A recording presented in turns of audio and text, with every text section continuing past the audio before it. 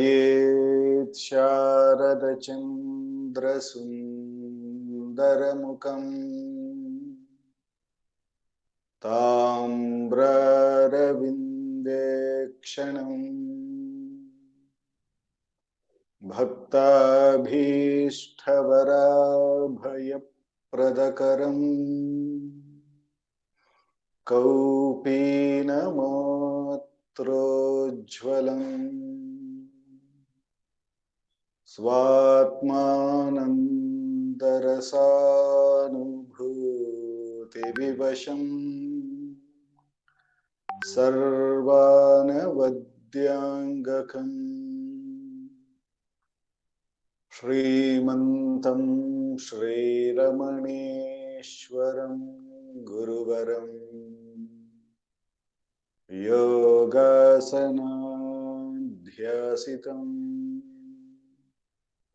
ध्यायेत् श्रीरमणेश्वरम् ध्यायेत् श्रीरमणेश्वरम् ध्यायेत् श्रीरमणेश्वरम्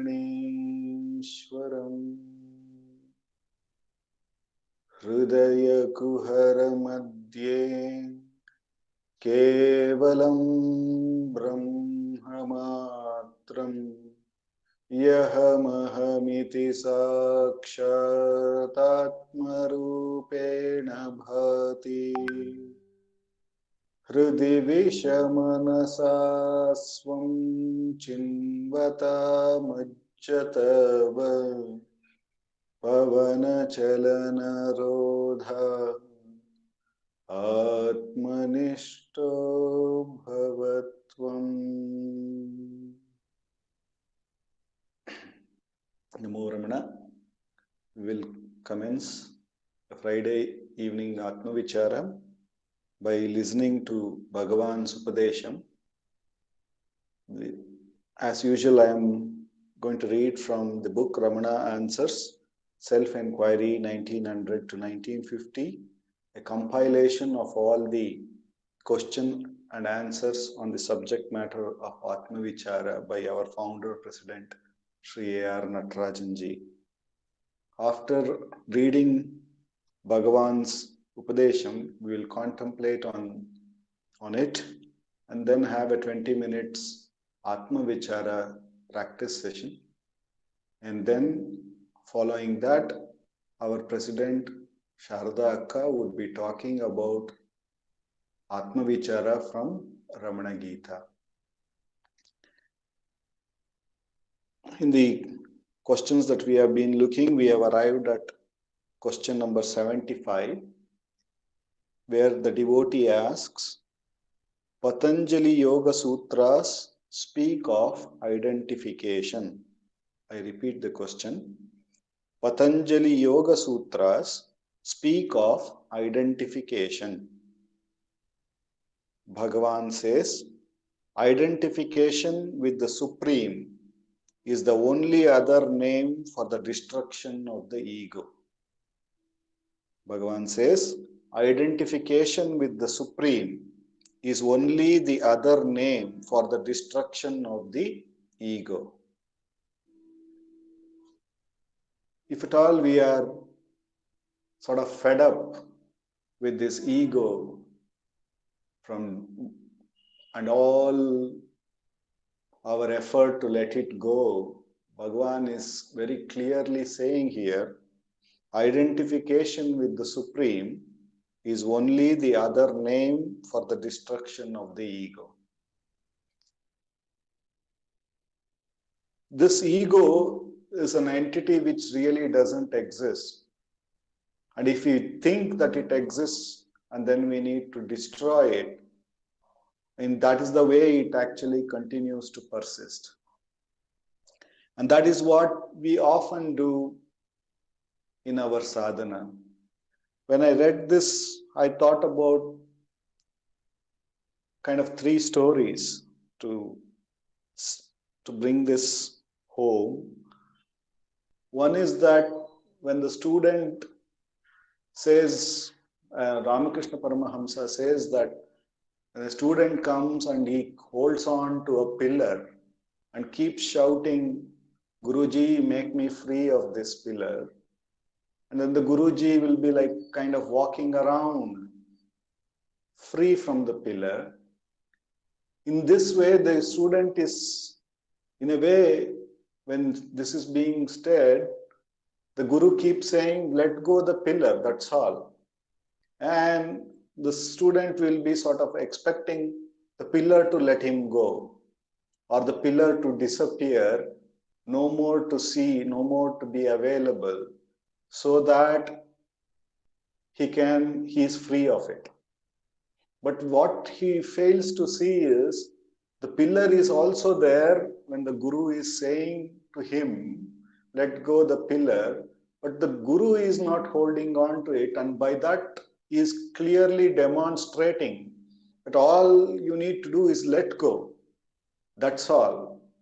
But because we try to approach more through an intellectual perspective, so we can get deluded that either the pillar will let me go one day, or the pillar will disappear one day. Actually, what we need to do, Bhagavan is saying here, is instead of identifying with the ego meaning all the thought forms, all that names and forms, which basically sprout from the first division identity I and then manifest in many fold forms of thoughts. The entire thing is the ego. And we are constantly identifying with it. We are saying, I am having a lot of thoughts. When I sit for meditation, there are a lot of thoughts. And we are constantly identifying that it is all coming to me because I am that entity who is watching it. But basically, Bhagavan is asking us to question to whom is it appearing and see that it is appearing for me, and then inquire who am I and get back to that truth which is here and now, transcendental of all thoughts. Because in deep sleep, there was no such need to let go anything. One felt the freedom. So Bhagavan is asking us to look at it. This was the first story that came to me. The second one which came to me was this narration which was given by Swami Sarvapriyananda ji, and wherein he says a father takes a son to show him a movie, and he says that the son has not seen the movie, or he has never been to a film. And the father talks that, there will be a big screen, there will be darkness, then there will be light, everything. And when they get in, the movie has started and the movie is going on. And let's say, even if you take a Mahabharata movie that's going on, and in somewhere in between, the son says, okay, I can see the screen, I can see the movie, I can see the light, I can see the darkness. But father, you talked about a screen which I am not able to see.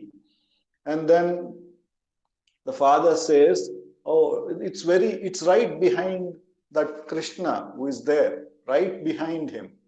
And then let's say it's a war scene, and the son says, right behind Krishna, I am seeing only Arjuna.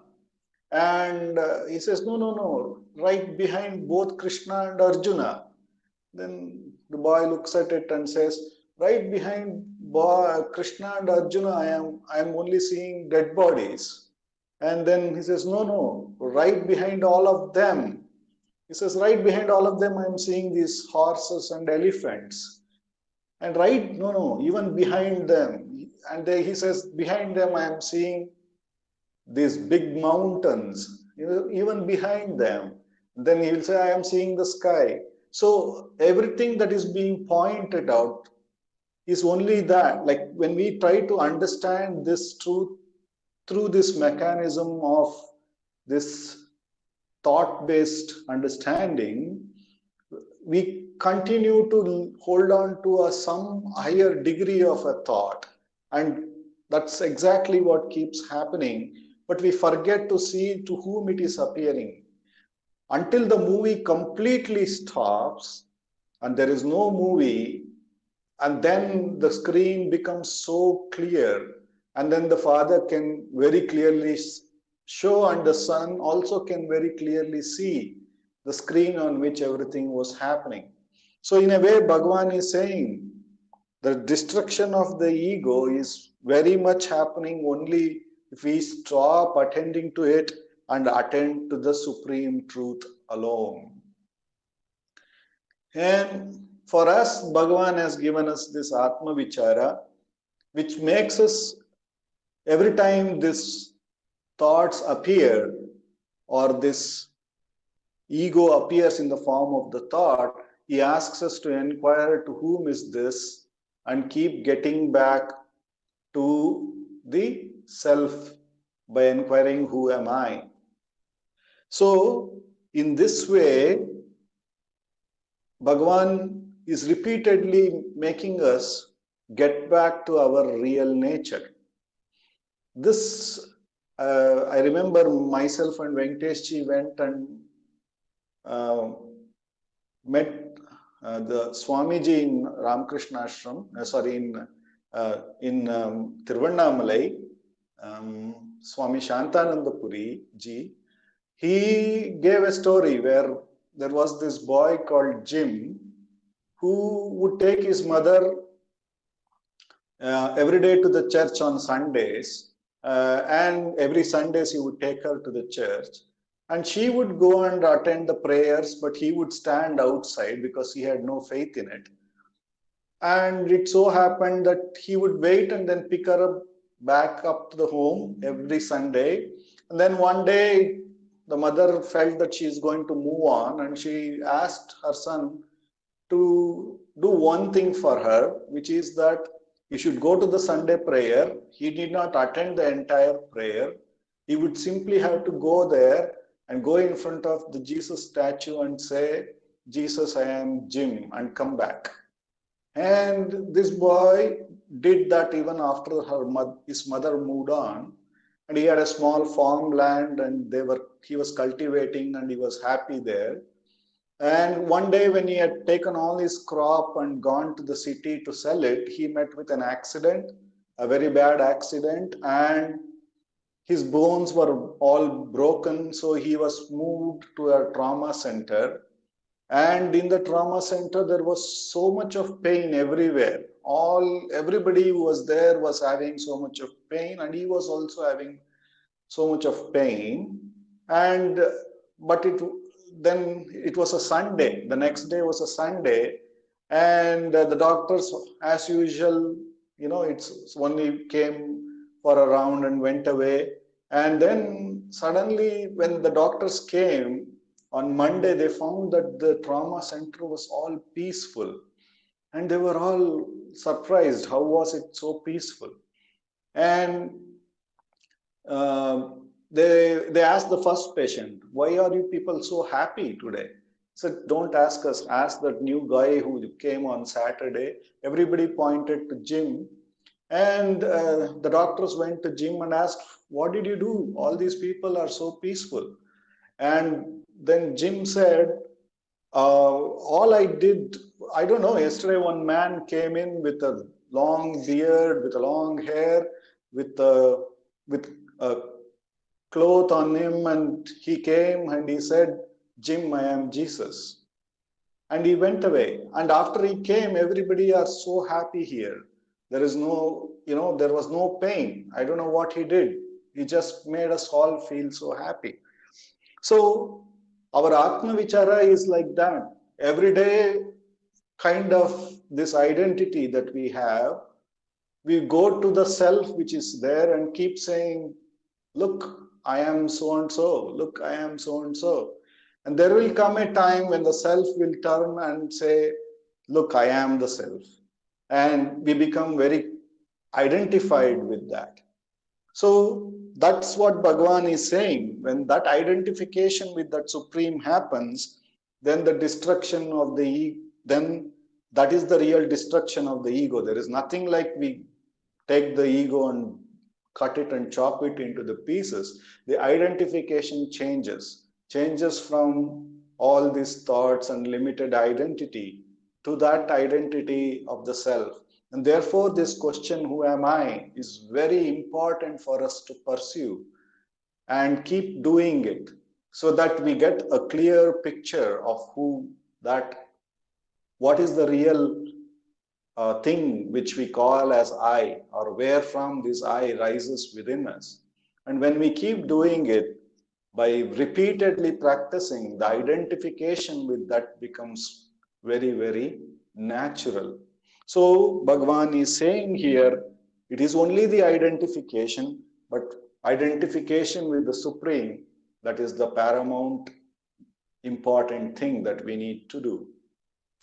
With the immense grace of Bhagavan, with which alone we could have come to this most direct path where which establishes ourselves in our real nature. With his immense grace, let us do Atma Vichara. In Atma Vichara, for every thought that rises within us, instead of pursuing the thought, Bhagavan asks us to diligently inquire to whom is this thought. Then there will be a revelation, it is for me.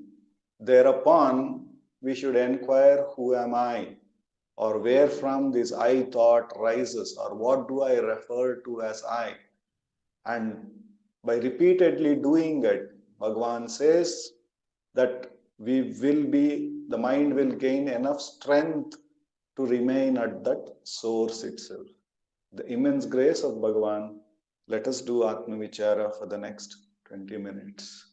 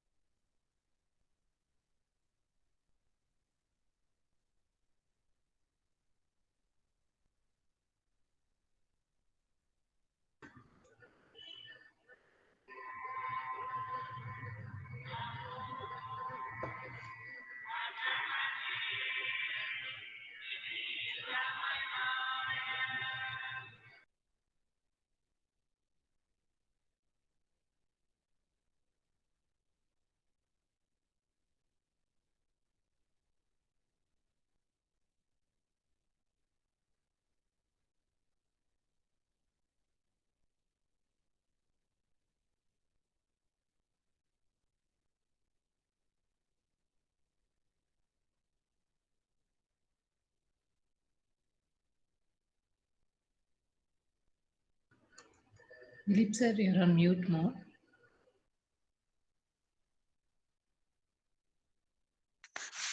Om Namo Bhagavate Sri Ramanaya. Namo Ramana. Over to Sharda Akka.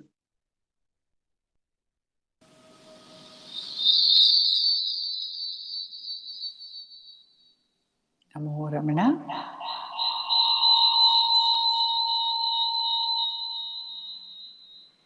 One minute.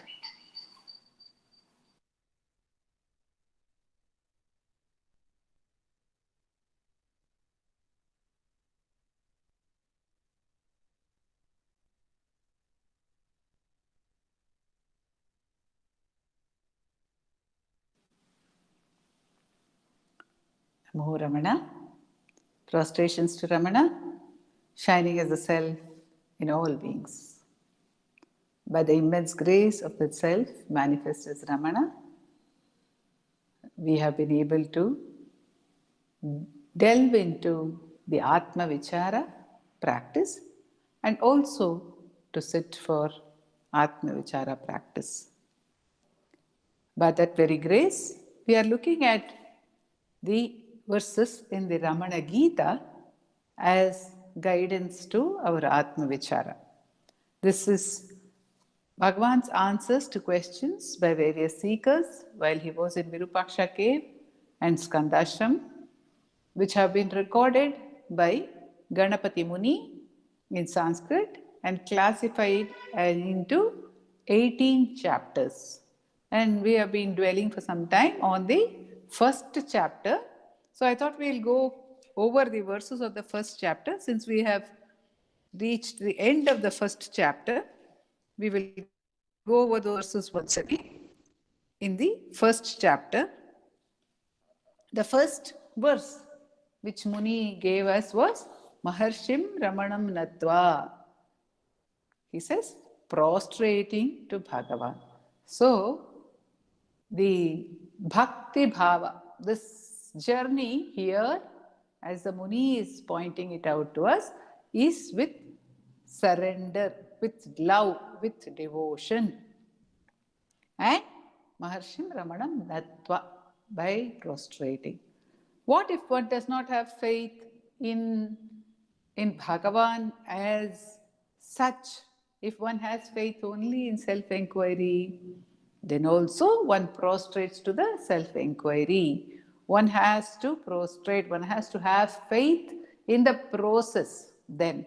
One has to have complete faith in the process. Dilip was saying that if we keep reporting through self-enquiry to the self, we not having any other faith in anything else, but simply reporting to the self, saying, asking, who am I?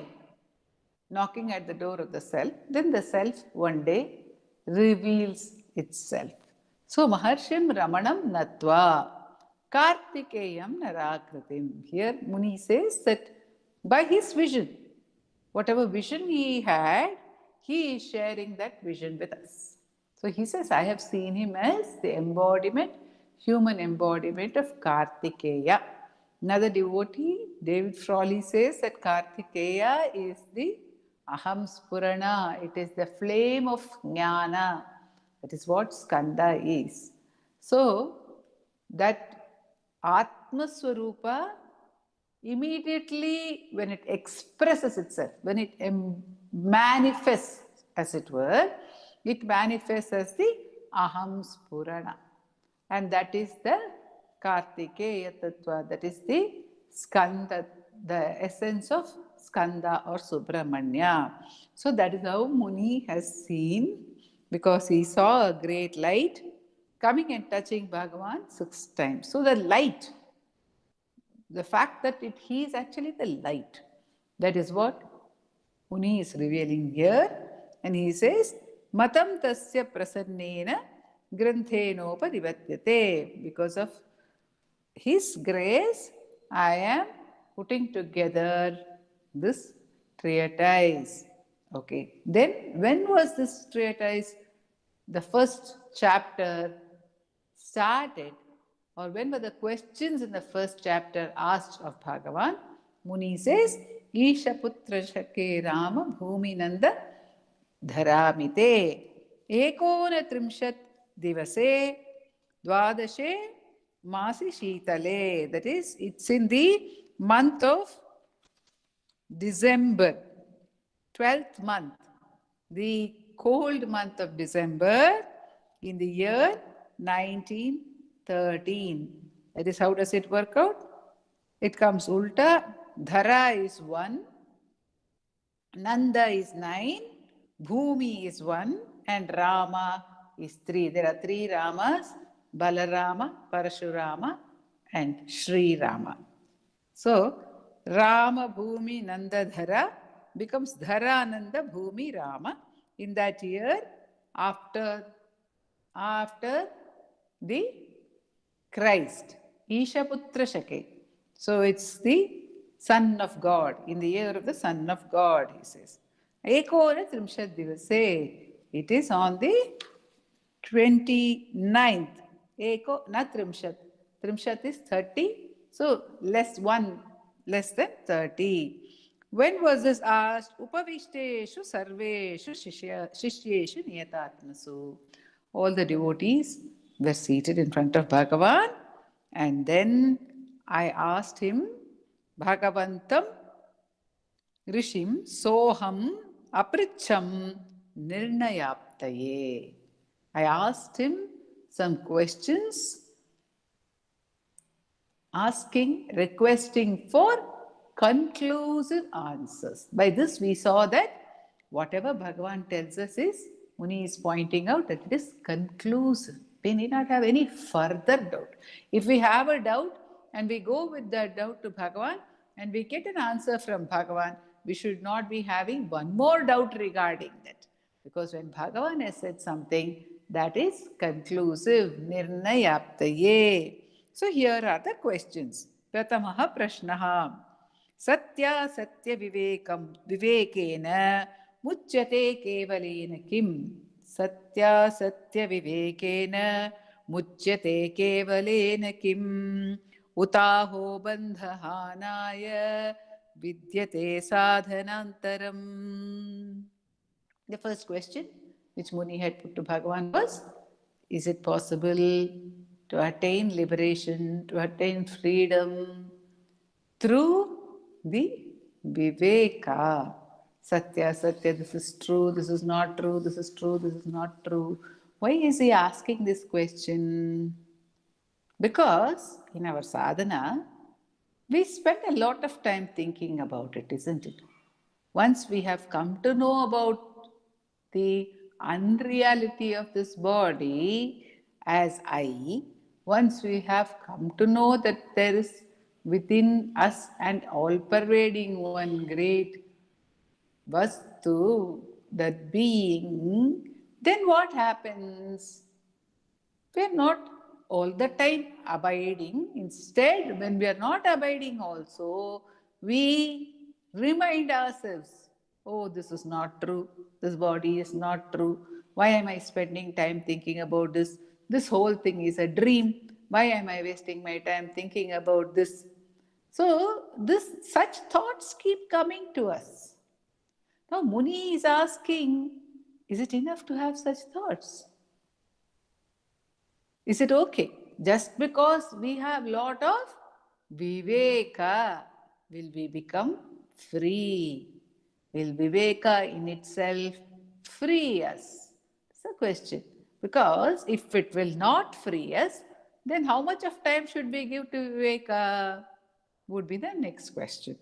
Then he also says, is there any other way? If viveka is not enough, is there any other way? Then he asks a second question. Kimalam shastra charchaiva jignyasunam vimuktaye yatha gurupadesham kim upasanam apekshate. Kimalam shastra charchaiva jignyasunam vimuktaye. Can a seeker of truth be liberated just by discussion of the Shastra? Charchaiva. Only by that. He is not saying, he is not asking whether it is futile. Should we at all discuss the Shastra? No, no, not that. He says, that alone, is it enough? Will it liberate a person? If a person is constantly discussing with others or discussing with himself or herself also, okay, I think this is the right way. This is what has to be done. This is the proper self-inquiry. If we are internalizing, see, we do get in Manana, we do get answers. Each seeker will be getting some answers when they are in the process of seeking. So that is the Manana which is done by each seeker. So when that Manana is done, that answer comes. So that Granthi, Nanda Kumarji says that Granthi is dissolved. Sometimes one Granthi will be dissolved, another Granthi. There is some knot, some question, something which is troubling us may get dissolved by this Shastra Charcha. But will it completely liberate us? Or are we going to get liberated by the Upasana done according to the Upadesha of the Guru? That is the practice done according to the Upadesha, the instructions of the Guru. Will that liberate us? The third question which he has asked is, Sthita prajna sthita pragyam atmanam kim samarthayet viditva paripurnatvam jnanasyoparate. How will one know oneself to be established in the self? Meaning to say, after one has reached also, there is one question which sometimes people raise. No, I think Bhagavan also gives this example. You are already at Tiruvannamalai and you are asking, where is Tiruvannamalai? How do I go to Tiruvannamalai? What is the way to go to Tiruvannamalai? So, if by chance I have already reached, I shouldn't be wasting more time just because I don't know that I have reached, isn't it? So, he says, find out, how do I find out whether I have reached? Of course, the great ones say there will be no doubt in that state. But still, we all have this query, isn't it? How will I know that I am making progress? How will I know that I have reached? This curiosity is there in every one of us. So he's putting this question on our behalf. Then he says, Jnaninam kena lingena jnatum shakshyanti ko vidaha. I also want to be able to recognize others who are jnanis. I want to know who is a jnani. Because anyway, great emphasis is given for satsanga. So if I know someone is a jnani, I can avail of their satsanga, isn't it? And therefore it is good to know who is a jnani. Jnanayaiva samadhi kim kamayapyuta kalpate. If one has a desire before getting into samadhi, will the samadhi give jnana alone or will it give the fulfillment of that desire as well? So he's asking, actually, shall I now give up my desires? Can I go for jnana? Will the desires get taken care of by themselves? Can I leave them? Can I leave them to the good of that force which will give me jnana and also fulfill those desires? Or will that samadhi give me only jnana? It will not fulfill my desires. So, right now, I must decide either jnana or my desires. If my samadhi will give me only jnana, it won't give me desires, still I have to decide, okay, it won't fulfill my desires, but I want jnana. So it doesn't matter whether the desires are going to be fulfilled or not. At least I should have a clear picture, right? So Muni is asking on our behalf, will the desire be fulfilled or will samadhi lead only to jnana? Then कामेन योगमभ्यस्य स्थितप्रज्ञो भवेद्यदि सकामो मुष्य साफल्यम् अधिगच्छति वानव. And apart from samadhi, if he just abides in the self, will he get the fulfillment of desires? Further than that also. Evam mama gunu prashnan akarnya karunanidhihi. The compassionate one listened to all my questions. Then, Abravit samshayachedi Ramano Bhagavan Rishihi, Bhagavan Ramana, the great Maharshi, he spoke in order to dispel all doubts. So he spoke thus. Prathamah prashnasya uttaram mochayet sakalan bandhan atmanishtaiva kevalam.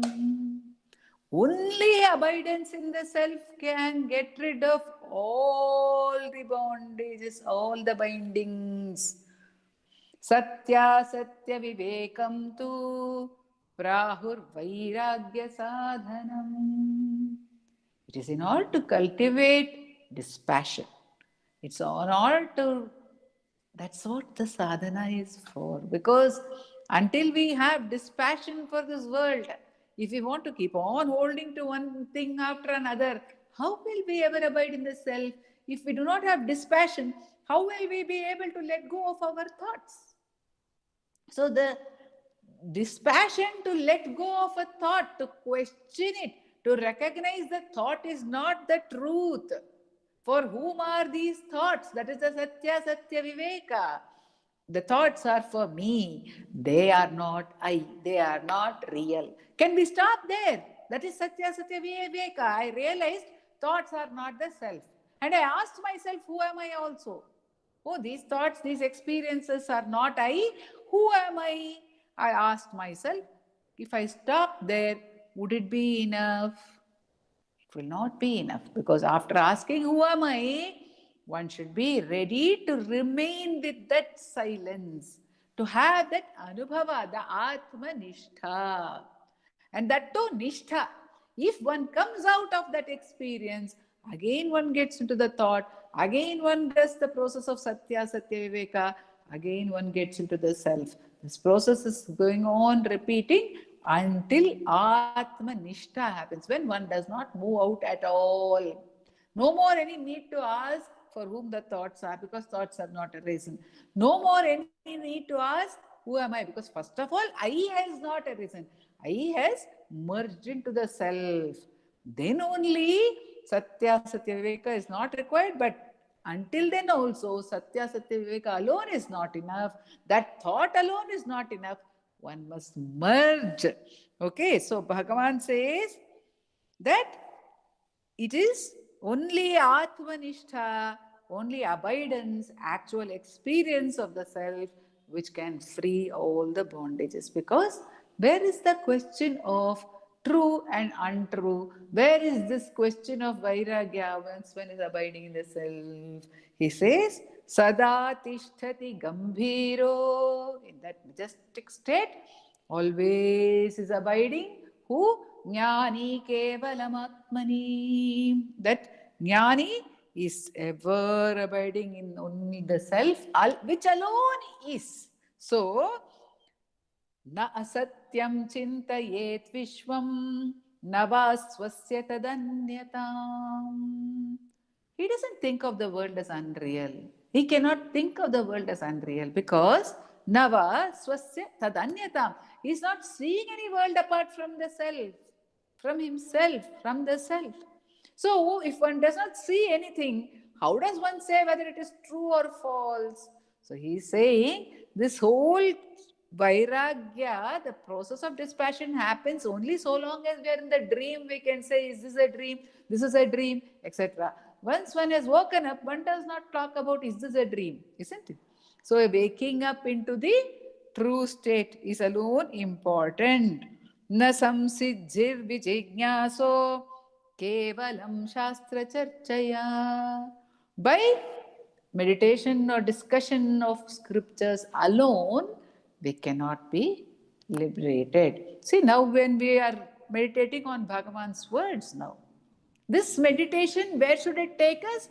It should take us to the practice of self-inquiry. Where should the practice of self-inquiry take us? It should take us to self-abidance. That alone will liberate. This is only an aid, says Bhagavan. Upasanam vina siddhir naiva syat iti nirnaya. He was asked for conclusive answers. So he's saying the conclusion is without upasana. Upasana is normally interpreted as practice, but Bhagavan will give his own definition of upasana, the practice of what he will say. Abhyasakale sahajam sthitim prahurupasanam. Upasana is that which is experience, the experience of the self. During practice, it is called upasana because it comes and goes. Once it is steady, siddhim sthiram yadagachet saiva jnanam tadochyate. Sthiram, if it becomes sthira, if it becomes firm, if the knowledge becomes firm, that is called jnana. So upasana is experience of the self, says Bhagavan. That has to be practiced through self-enquiry. One must get back to the self, not remain with the thoughts, not remain even, as Dilip was saying, not remain with a subtler thought, subtler thought, subtler thought. That is the background of this, that is the background. Nandakumar also keeps on saying, no, this, the I thought is the background, the Chidakasha is the background of the I thought. Then get back into the self, finally that merger. And how should this be done? Vishayan samparityajya. All that which is an object has to be sacrificed, given up. Anything which is an object. Drishyavaritam chittam atmanaha, he says in Pada. Vishayan, anything which is an object has to be samparityajya, fully discarded. Tyajya, parityajya, samparityajya, fully discarded. Swasvabhavena samstitihi jnanajwala kriti prokta sahaja sahaja sthitiratmanaha. Such, when that happens, and that in that jnana jwala, in that fire of knowledge, one should give the oblation of all objects. Then what happens? That is what happens then is nirvasanena maunena. Then all the vasanas have been discarded through the discarding of one by one, all objects through the inquiry. For whom? For me. Who am I? Who am I? And finally the I, which itself is a primary object for us, is also discarded. Then there is no vasana left. Nirvasanena maunena sthirayam sahajasthitau. One abides firmly in that sahaja state. And this is known. Jnani jnaninam atmanam nisandeha samarthayet. Jnani knows himself to be the jnani, because there is no object left. Because vishayan samparityaja, all objects have been discarded, have been sacrificed into the fire of knowledge. What other object or other person is there to tell that you have become a jnani? No, that jnana reveals itself, that light reveals itself. But in this play, before this, if we want to understand who is a jnani, who else is a jnani, then Bhagavan says, Sarvabhuta samatvena lingena jnanamukhyatam, by the equality. And this equality is very subtle, because equality is not a physical equality. That, because obviously a jnani will not treat green and red as the same, man and woman as the same, child and adult as the same. So that is not the equality. The equality is the fact that the jnani, we can see that the jnani is established in the self, which is a primary and basic equality, which we see in, of course, beautifully in Bhagavan's life. Then he goes on to assure us, Kamarabdha samadhistu kamam phalati nishchitam. So you can drop all your desires. You can drop all of them. Don't worry. Get into the samadhi, because all your desires will be taken care of. Don't worry. There's no more any reason to keep thinking, will I get this? Will I get that? Will I get this? What will happen to this? What will not happen to this? Don't worry about it. Just drop everything and get into the samadhi, because all your desires will automatically get fulfilled. If you go into just one samadhi, once also if you go into samadhi, the desires will get fulfilled. What if you become sthita prajna? then also it will become, obviously it will get fulfilled. Kamena yogam abhyasya sthita prajno bhavedyadi. But what will happen then is sakamo mushya saphalyam gachannapi naharshayet. There won't be any elation because you would have reached a state of bliss far beyond any imagination, far beyond what you think you can achieve with any, even of the fulfillment of the highest of desires cannot give that. Therefore, having reached that state, all the desires, whether they're fulfilled or not, it won't matter. So don't worry about them in any case. In any case, get back to the self. Don't hold on to thought which is a desire to avoid or fulfill. Get back to the self, says Bhagavan, here talking about the beauty, the fullness, the all encompassing nature of that state. So Muni finishes. इति श्रीरमणगीतासु ब्रह्मविद्यायां योगशास्त्रे रमणान्ते वासिनो वासिष्ठस्य गणपतेरुपनिबन्धे उपासनप्राधान्यनिरूपणं नाम प्रथमोऽध्यायः. ॐ नमो भगवते श्रीरमण.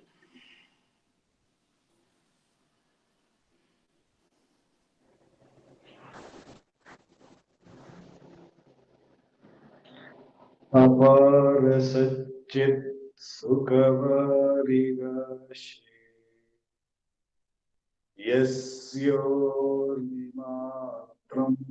भुवनं समस्तं गुहाहितं तं रमणं गभीरं